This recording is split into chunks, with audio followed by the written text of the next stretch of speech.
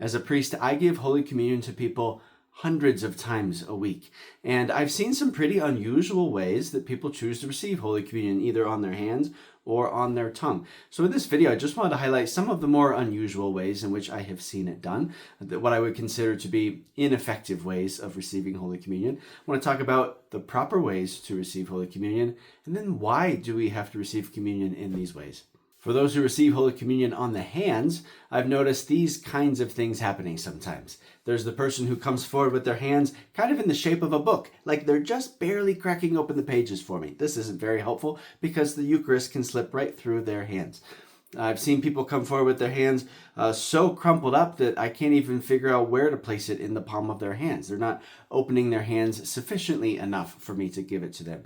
Some people come with their hands side by side. I can't tell if they want me to put it in their left hand or in their right hand.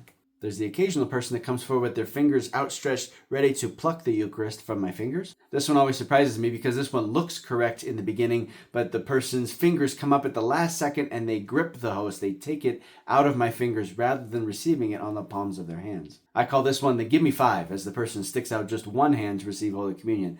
I understand this one is sometimes necessary for the person who's maybe holding a child with the other hand or holding onto a cane, but if the person has two free hands, it would be nice if they would receive communion holding their hands in the usual way. The appropriate way of receiving Holy Communion on the hands is to make your hands into a throne with your dominant hand underneath.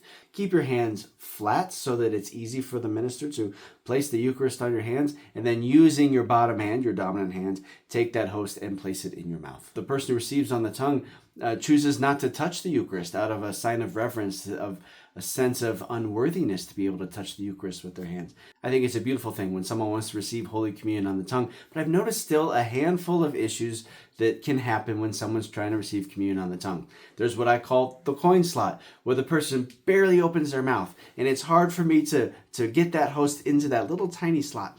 Some people are unaware of the fact that when they stick their tongue out, their tongue is coming out vertically, and that makes it just a little bit awkward to try to place the host on their tongue.